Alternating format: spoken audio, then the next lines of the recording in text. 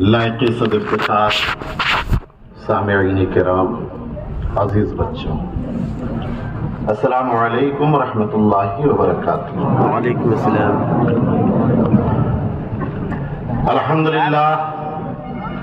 الحمدللہ نحمدہ ونصلی ونسلم علی رسولہ الکریم، اما بعد فاعوذ باللہ من الشیطان الرجیم، بسم اللہ الرحمن الرحیم۔ لا تجد قوما يؤمنون بالله واليوم الآخر يوادون من حاد الله ورسوله ولو كانوا آباءهم أو أبناءهم أو إخوانهم أو عشيرتهم أولئك كتب في قلوبهم الإيمان۔ صدق الله العظيم وبلغنا رسوله النبي الأمين المتين الكريم، ونحن على ذلك لمن الشاهدين والشاكرين والحمد لله رب العالمين۔ میں نے مانا کہ میری آواز نہیں جائے گی، میں نے مانا کہ میری آواز نہیں جائے گی، در و دیوار سے ٹکرا کر پلٹ آئے گی، مگر اب بھی سویرا ہے، اب بھی سویرا ہے، کرو اندھیروں کا کچھ تو علاج، ورنہ آنے والی نسل اجالوں کو ترس جائے گی۔ سبحان اللہ۔ اب بھی اندھیرا ہے، سویرا ہے، کرو اندھیروں کا کچھ تو علاج، ورنہ آنے والی نسل اجالوں کو ترس جائے گی۔ اور میرے محترم، مجھے ہنسی آتی ہے اس بات پر کہ سورج پہ لگے دھبے قدرت کے کرشمے، سورج پہ لگے دھبے قدرت کے کرشمے ہیں، بت ہم کو کہیں کافر، یہ اللہ کی مرضی ہے، بت ہم کو کہیں کافر، یہ اللہ کی مرضی ہے۔ اور کیا تقدیر نے اسی لیے چنوائے تھے تنکے؟ کیا تقدیر اسی لیے چنوائے تھے تنکے کہ بن جائے نشیمن تو کوئی آگ لگا دے؟ میرے محترم، سب سے پہلے ایک مرتبہ مسلک اعلیٰ حضرت حضرت علامہ مولانا قاضی ابراہیم صاحب قبلہ، نعرہ تکبیر، نعرہ رسالت، ماشاءاللہ۔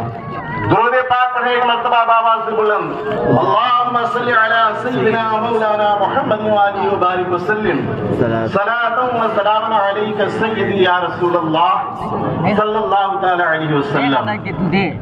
حضرات، آپ اچھی طرح سے جانتے ہیں کہ آج کا یہ پروگرام کس مقصد کے پیش نظر ترتیب دیا گیا ہے، اور انشاءاللہ اسی سے متعلق ہمارے سارے علماء اور خطبہ حضرات آپ کو بتائیں گے۔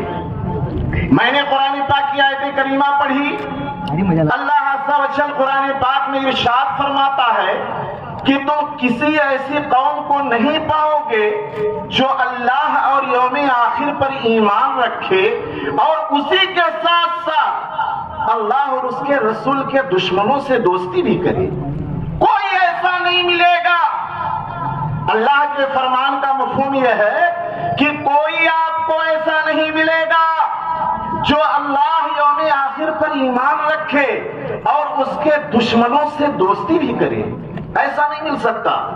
میں نے آیت کریمہ پڑھی تو میں نے کہا، مولا تعالی، میں تیرا حکم سمجھنے سے قاصر ہوں، تو یہ فرما رہا ہے کہ کوئی ایسا نہیں ملے گا جو اللہ اور یوم آخر پر ایمان رکھے اور ساتھ ساتھ اللہ اور اس کے رسول کے دشمنوں سے دوستی کرے، مگر اے مولا تو کہہ رہا ہے کوئی نہیں ملے گا۔ میں لاکھوں کی تعداد میں دیکھ رہا ہوں، لاکھوں کی تعداد میں دیکھ رہا ہوں کہ اللہ اور یوم آخر پر ایمان رکھتے ہیں۔ اے مولا، تجھ پر یوم آخر پر ایمان رکھتے ہیں، تیرے اور تیرے نبی کے دشمنوں سے دوستی بھی کرتے ہیں۔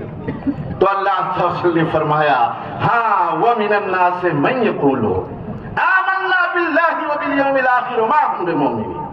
اللہ نے فرمایا ہاں کچھ لوگ ایسے ہیں جو دعویٰ کریں گے کہ ہم اللہ اور یوم آخر پر ایمان رکھتے ہیں، لیکن وہ مسلمان نہیں. اللہ نے فرمایا وہ مومن نہیں ہے. میں نے کہا مولا وہ مومن نہیں ہے؟ تو اللہ نے فرمایا ہاں. وَإِذَا لَقُوا الَّذِينَ آمَنُوا قَالُوا آمَنَّا وَإِذَا خَلَوْا إِلَىٰ شَيَاطِينِهِمْ قَالُوا إِنَّا مَعَكُمْ إِنَّمَا نَحْنُ مُسْتَهْزِئُونَ. اللہ فرماتا ہاں وہ ایسے لوگ ہیں کہ جب تم سے ملیں گے تو کہیں گے کہ ہم مسلمان ہیں، اور جب اپنے شیطانوں سے ملیں گے تو یہ کہیں گے ہم تو ان کا مذاق اڑا رہے ہیں. میرے محترم، گرچہ یہ متفقہ فیصلہ ہے کہ جب تک کسی کا نفاق عیاں نہ ہو جائے اس پر حکم شرع نہیں لگایا جا سکتا، مگر آیات قرآنیہ کا نزول ہو رہا تھا. جب کوئی منافق سامنے آتا قرآنی آیتیں نازل ہو کر کے بتا دیتی کہ اس نے چھپا کیا رکھا ہے اور ظاہر کیا کر رہا ہے. آیات قرآنیہ بتا دیتی، میرے غیب دان بھی بتا دیتے کہ اس کے ظاہر پہ نہیں جانا، اندر کیا کیا چھپا کے رکھا ہے ظاہر فرما دیتے. لوگ بچ جاتے، لوگ اس وبائی امراض سے اپنے آپ کو بچا لیتے. ایسے ایسے اہل نظر گزرے ہیں کہ اگر کوئی آ کے کہے میں مسلمان ہوں، ایسے ایسے اہل نظر کہ اندر چھپے ہوئے نفاق کو بتا دیتے. میاں تمہاری زبان کہہ رہی ہے تم مسلمان ہو لیکن تمہارے دل میں یہ نفاق چھپا ہوا. گرچہ آج ہمارے معاشرے میں ویسے اہل نظر نہیں پائے جاتے جو چھپے ہوئے نفاق کو بتا دیں، ہم جو چھپا کے رکھے ہیں اس کو ظاہر کر دیں. مگر الحمدللہ امت محمدیہ میں ایسے علماء پائے جاتے ہیں جو اپنے تجربات کی روشنی میں، مشاہدات کی روشنی میں اور اپنے علم کی روشنی میں یہ بتاتے ہیں کہ کون چھپا کیا رکھا ہے اور ظاہر کیا کر رہا. ہم یہ بتاتے ہیں کہ اس نے ظاہر کیا کیا اور چھپا کر کے کیا رکھا ہے.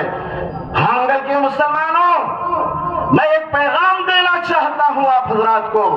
آج حضرت علامہ مفتی خلیل احمد صاحب قبلہ مصباحی، حضرت علامہ مفتی ابراہیم صاحب قبلہ مقدس النورانی، آخر ان کو غرض کیا ہے، ضرورت کیا ہے کہ ان لوگوں کے خلاف آواز سے احتجاج بلند کریں؟ کیا غرض ہے ان کو؟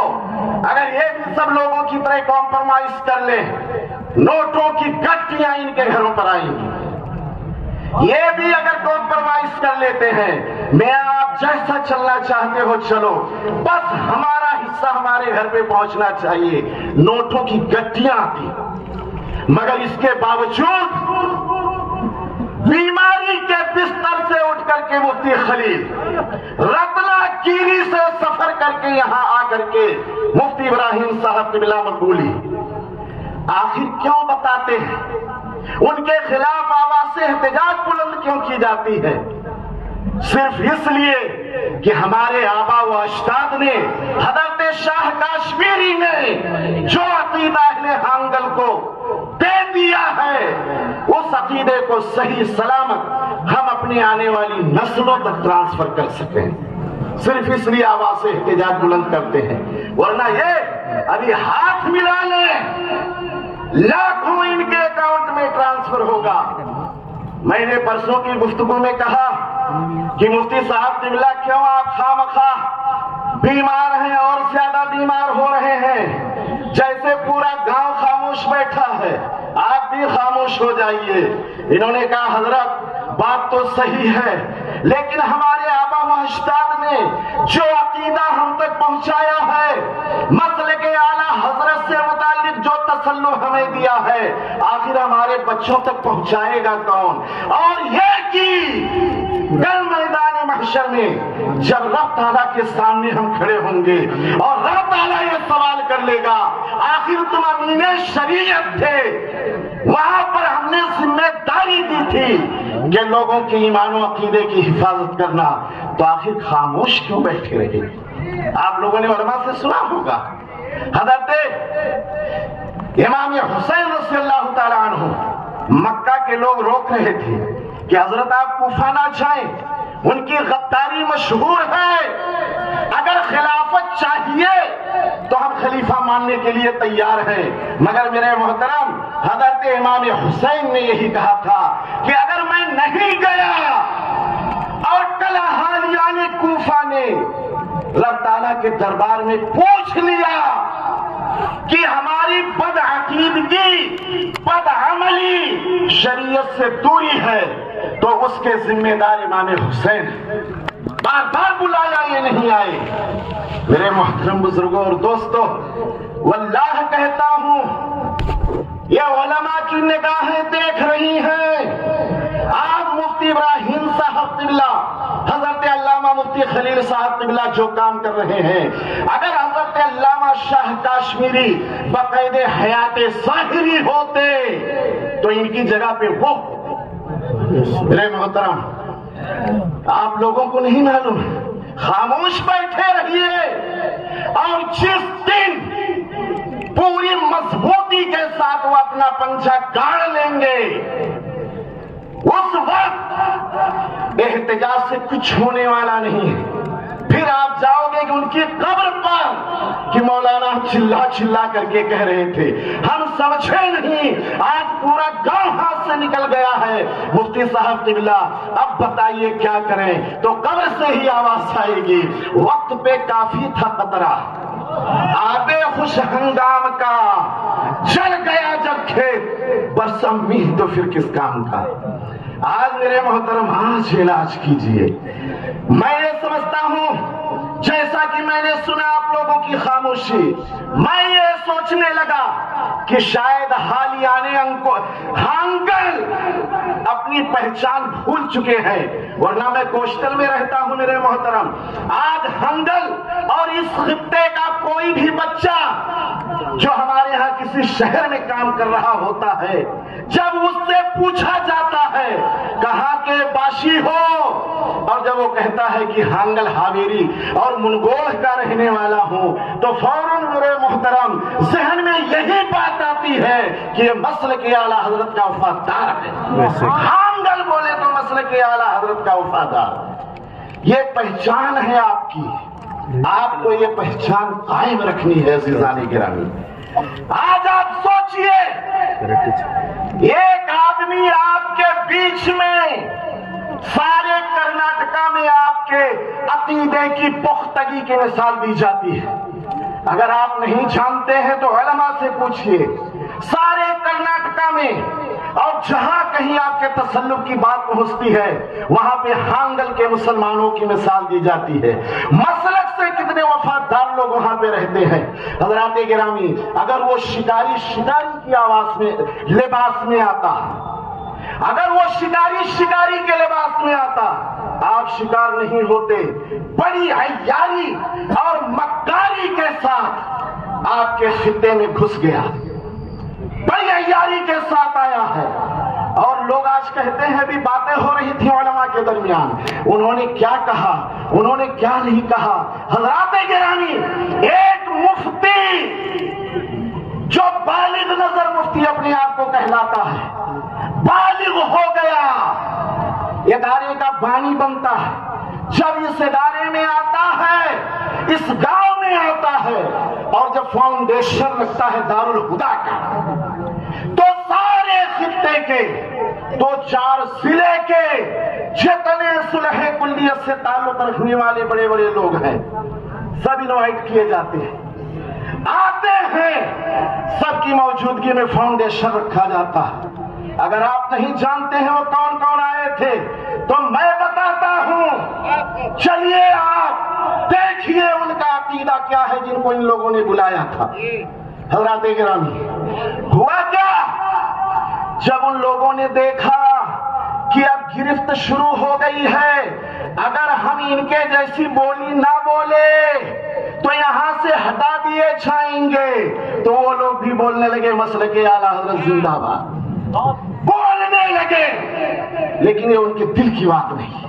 واللہ کہتا ہوں، آپ یہ کہتے ہو مسلک کے وفادار ہیں، جس دن انہوں نے مضبوطی کے ساتھ پنجہ گاڑ لیا اور جس دن اکثریت میں آ گئے، उस दिन ना उन्हें बरेली की जरूरत पड़ेगी, ना सफाई देने की जरूरत पड़ेगी, बल्कि चिल्ला करके ये कहेंगे, हाँ हमारा अकीदा यही है कि हम अशरफ अली थानवी को काफिर नहीं मानते, करो क्या करना चाहते हो। और उस वक्त आप कुछ नहीं कर सकते। आज आपको आंखें खोलनी है, चिंगारी को बुझाना है।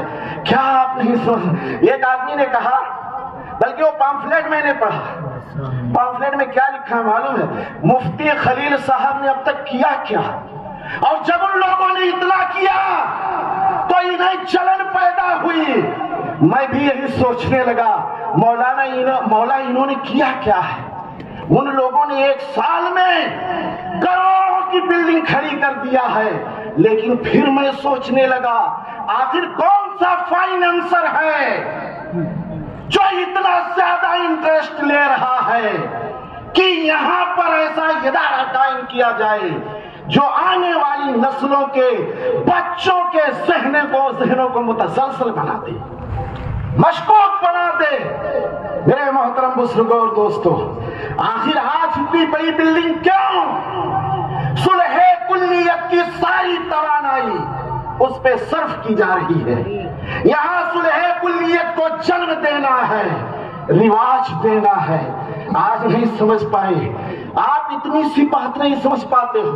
पम्फलेट में मैंने देखा, रहा होगा कोई दौर जब मुफ्ती इब्राहिम मकबूली साहब किबला और हजरत अल्लामा मुफ्ती खलील साहब किबला के माबैन किसी मामले को लेकर के कशीदगी रही होगी, मगर ये दोनों मुजाहिदीन इस्लाम आज आपके और आपके बच्चों के अकीदे की हिफाजत के खातिर सारे शुबहात को और सारे तनाज़ुआत को बालाए ताक रखा और आपस में गले मिले कि अगर हम नहीं मिल जाते हैं मुकाबला आसान नहीं होगा।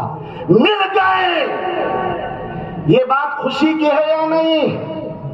मगर उसने पम्फलेट में लिखा, मुफ्ती खलील आपको नहीं मालूम कि आपने मुफ्ती इब्राहिम को क्या क्या कहा।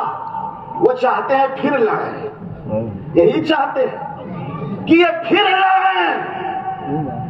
क्या क्या आपने कहा उनके बारे में? वो ये दोनों को लड़ाना चाहते हैं कि अगर ये दोनों लड़ गए मैदान साफ रहेगा, वरना आप बताइए एक कोई मजहब और मिल्लत और मसलक का वफादार इस तरह की बात नहीं कर सकता।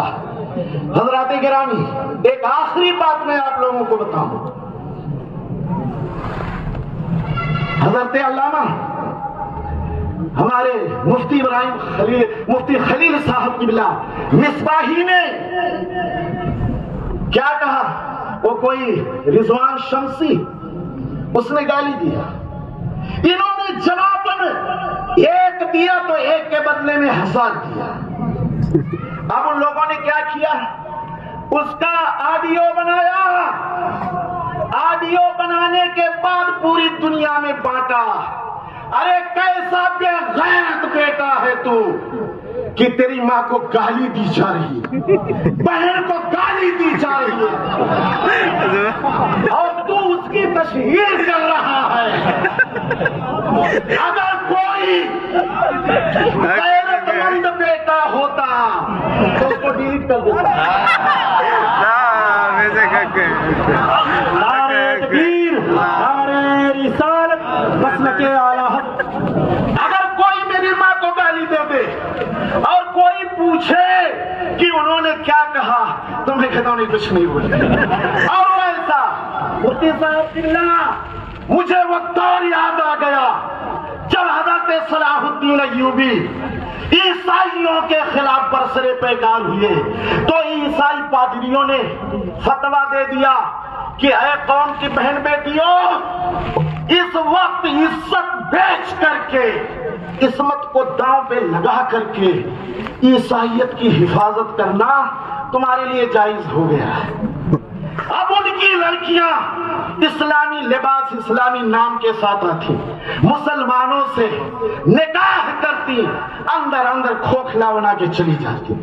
اسی طرح یہ بے غیرت رضوان شمسی اپنی بہن بیٹی کو داؤں پہ لگا کر کے ان کو لائے اعتبار ثابت کرنے کی کوشش کر رہا ہے کہ یہ آڈیو ڈالو، میری بہن بیٹیاں بدنام ہوں گی، لوگ گالی سنیں گے، یہ سنیں گے کہ میری بہن بیٹی کو گالی دیا جا رہا ہے، یہ مجھے منظور ہے، لیکن اس کو ایسا داغدار کر دو کہ کوئی اس کی بات نہ مانے، اور جب اس کی بات نہیں مانے گا پھر ہم اپنا کام کریں گے، صلح کلیت کو پھیلائیں گے۔ کیا اتنی سی بات آپ کی سمجھ میں نہیں آ رہی؟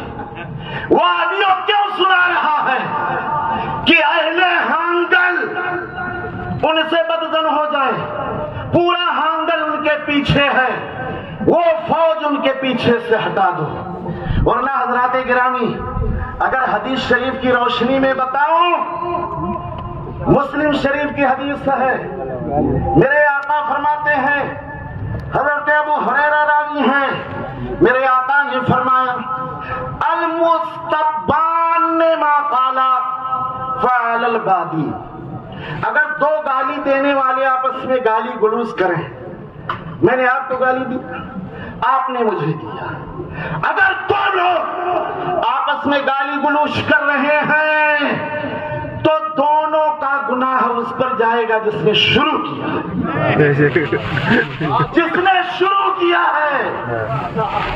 انہوں نے رضوان مردود سے، کل مجھے بھی گالی دے گا وہ،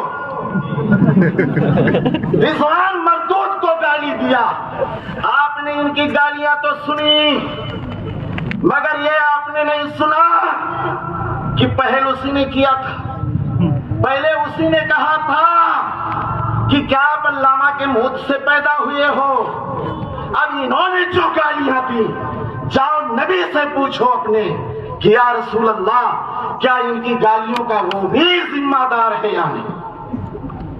حضرات گرامی، وہ اتنا بہن بیٹی کو نیلام کرنے والا، ان کی عزت کو پامال کرنے والا، ساری دنیا کو سنانے والا، انہوں نے تو اس کو موت کہا، موت سے بھی بدتر ہے، موت سے بھی بدتر ہے، اور یہ میں نہیں کہہ رہا ہوں، اس کو بہت خوب کہیے جنہوں نے کہا۔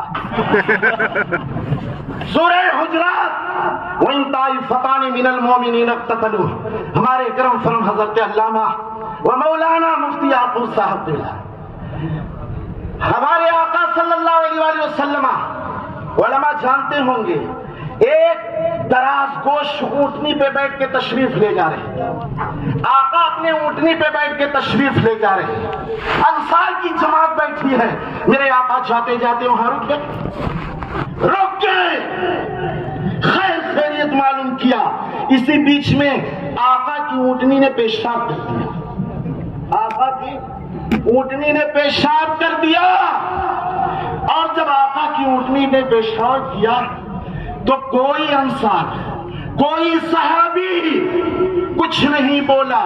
عبداللہ ابن ابی جو ان کا باپ تھا، عبداللہ ابن ابی منافقوں کا سردار، اس نے ناک بند کر لیا، اور جیسے ہی ناک بند کیا، ایک عاشق رسول موجود تھے، حضرت عبداللہ ابن رواحہ، کہا خبردار عبداللہ ابن ابی سن، نبی کے دراز گوشت کا پیشاب تجھ سے بہتر ہے، نبی کے دراز گوشت کا پیشاب تجھ سے بہتر ہے۔